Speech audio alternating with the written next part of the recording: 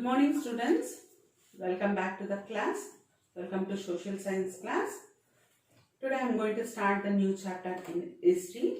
The chapter name is What Books and Burials Tells Us. In this chapter you are going to learn about the books and burials. Books are majorly concentrated in north part of India, whereas burials are concentrated in the south part of India. Before starting the chapter, there is a small story about the Mary. What happened? Mary, she joins the school. After bell ring, she'll go to the school, and the teacher will she'll go to the classroom, and teacher will ask her to follow him, and she'll be following. Teacher was taking to the library. She was going to the library for the first time. And it was so bigger compared to her classroom, and she'll see the shelf and full of books. Shelf was filled with full of books, and in one corner she'll see the cupboard with the big books and the big volume of books, and she'll ask the teacher, what are those books? And teacher will explain, those are all Vedas. Then in this chapter you are going to learn about the Vedas. What are Vedas? Children, yeah. First I'll explain about one of the oldest books in the world. This is the first topic. What is the first topic? One of the oldest books in the world. Then what are the Vedas? The word Veda means knowledge or wisdom. There are 4 types of Veda. Have you heard about Vedas? Do you know how many types are there? Yes, there are 4 types.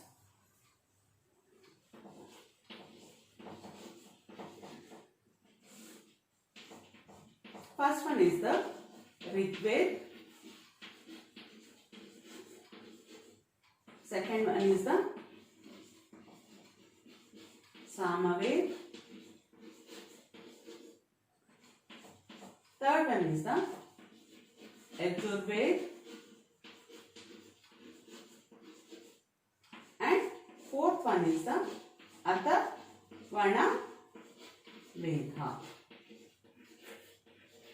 So we have the 4 types of Vedas. Now I am going to explain about the first one is the Rigveda. The oldest Veda is the Rigveda, composed about 3,500 years ago. The Rigveda includes more than how many? 1,000 hymns called Sukta and Valsa. Hymns means what, children? Nothing but mantras. These hymns are in praise of various god and goddesses. There are 3 gods are especially important in this chapter. They have said, first one is the Agni, god of fire. Second one is the Indra, god of warrior. Third one is the Soma.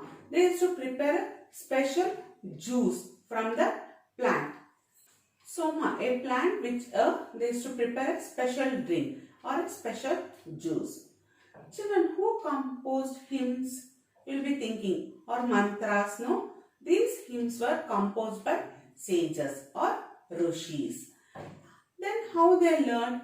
Priests taught the students to recite and memorize each syllable, word and sentence, because in those days the books were not there. They used to not writing. They used to teach by mouth to mouth. The teacher or the priest used to teach. From there the students used to learn. From mouth to mouth used to be gone. And so they have to memorize. They used to memorize bit by bit with great care. Most of the hymns were composed, taught and learned by men. Most of the hymns was what? Composed and taught by the men also. Even in that period also, even a woman has also have few composed by the woman also.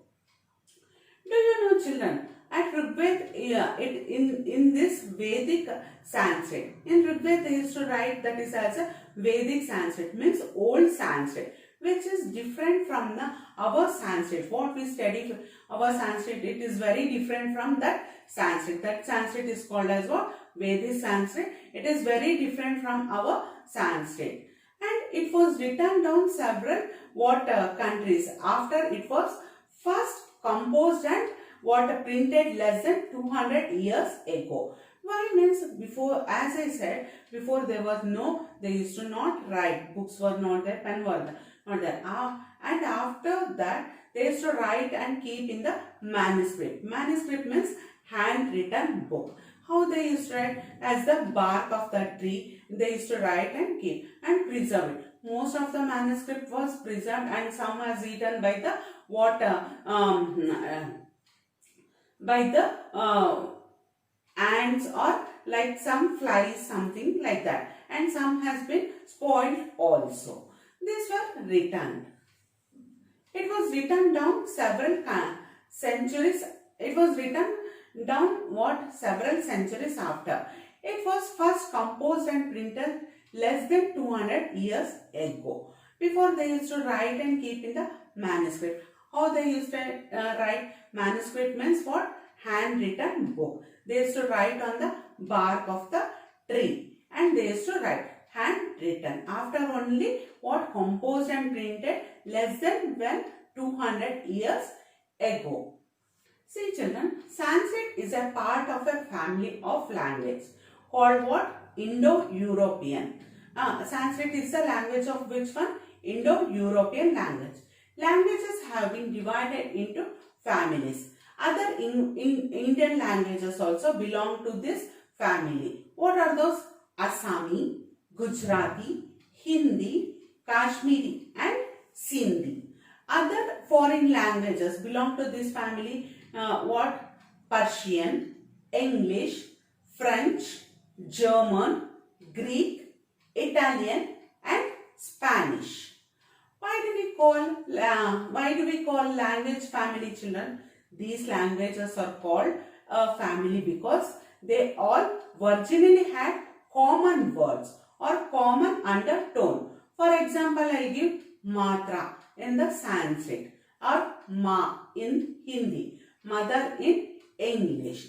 The language of South India such as Tamil, Telugu, Kannada and Malayalam belong to the Dravidian family. The language spoke in Jharkhand and parts of Central India belong to the Afro-Asiatic family. Northeast belong to the Tibeto-Burman family. We learned here about the Indo-European and the Dravidian and which one? Afro-Asiatic and Tibeto-Burman family. Understood? So these are all the language, different kind of languages. Now I am going to explain about the second one, that is the Sama Veda. See, Sama Veda is the book of melodious.